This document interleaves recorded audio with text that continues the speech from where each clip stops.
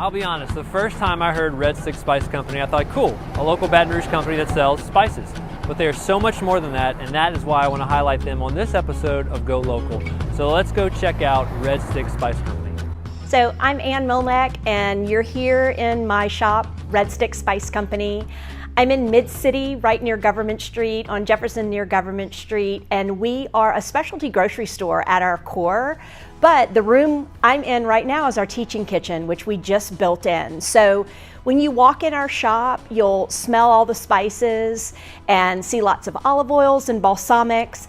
And then as you walk into this room that's adjacent to the grocery store, you'll see our teaching kitchen. And this is where 10, 12 folks can gather around this beautiful island and learn to cook. Our core mission, what we are here for home cooks. Every day we are here to make sure the home cook feels comfortable cooking at home. So many of us have busy lives and grabbing fast food and or takeout, and we want to get folks to a place where they can cook at home more often, and that's what we're here to do. We, in our shop, every day we solve problems for home cooks. We make sure they have the ingredients that they need to get home and cook fabulous meals. And then when you're ready to go deeper, you're going to head into this room and take a cooking class with us. We're in this room 2, 3, 4 nights a week, teaching everything from knife skills, Louisiana cuisine, curries, our most popular class here in South Louisiana.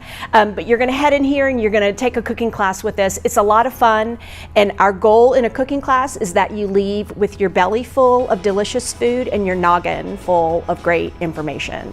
So I'm Ann Milneck with Red Stick Spice Company. You can find us at Red Stick Spice on all the social media, or hop on our website at redstickspice.com. So Ann, what a lot of people may not know, and what I didn't know, is that you are basically the queen of tea. Oh my gosh. Yes, so I thought it would be fun for you to show me what you guys have, and just kind of take me through the process of this blend you have. For sure. So first of all, queen of tea, so that intimidates me a little bit, because I only started to understand tea 9 years ago when I bought the shop. All I knew, the only question I could answer about tea 9 years ago was sweet or unsweet. Same. So I, got a little intimidated around the world of tea, and I decided to approach it as I would food. So I just started studying tea and going to tea conferences and studying under tea masters.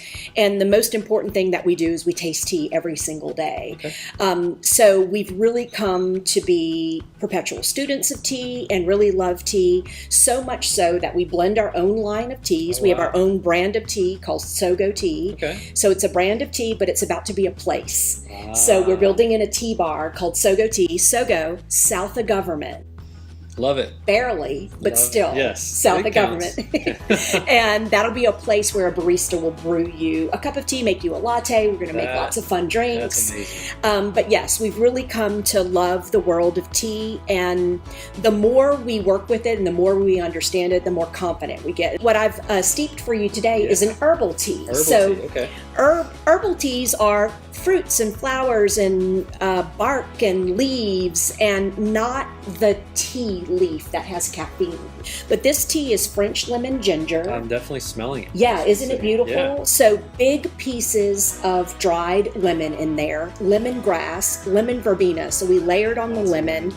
There's ginger in there, and then there's a botanical called honeybush, and that's just a botanical that has lots of wellness qualities. And you don't have to worry about if someone can have caffeine or not, because you've just eliminated that. Got it. So I'm going to have you press this. Yes. This is a coffee press. So the tools around tea also tend to give folks pause. They're like, am I doing it wrong? And we like to say that all you need to steep tea is a cup, hot water, and some sort of infusing device. Okay. So it can be an infuser that goes on your cup. It can be a tea press. It could be a tea bag that you load up and pull the drawstring.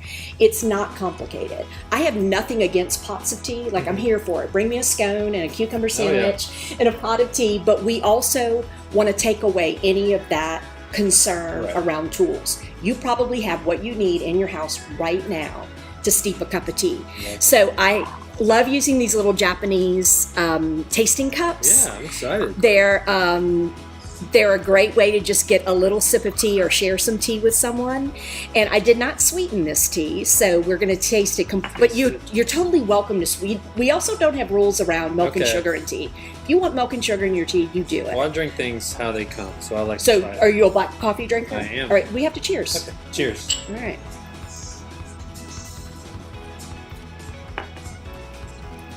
Wow. Right? Yeah. We love it iced all summer long, Yeah. and we use it in cocktails. Love it. So it's a great, Lots of options. yeah, it works well with lots of spirits. So yeah, Thank you so much for making this. Is awesome. absolutely. Awesome, Ann. Well, I thought this would be a good chance to get to know you and just hit you with some short questions. Okay. You can answer short if you want, or explain if you'd like. But this is just a chance for people to get to know you. Okay. So, hit you with some questions. Ready?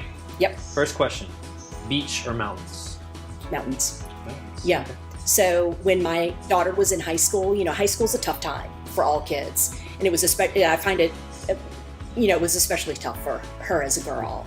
And we found a camp for her to go to in South Carolina, and it really, a long-term summer camp where you go away with your trunk, and it really, really changed that whole trajectory of the things that can happen at that age, Prior to that, I would have said beach in a second, but what that camp did for my daughter, mountains every day. That's awesome. Yeah. Deep meaning for sure. Yeah.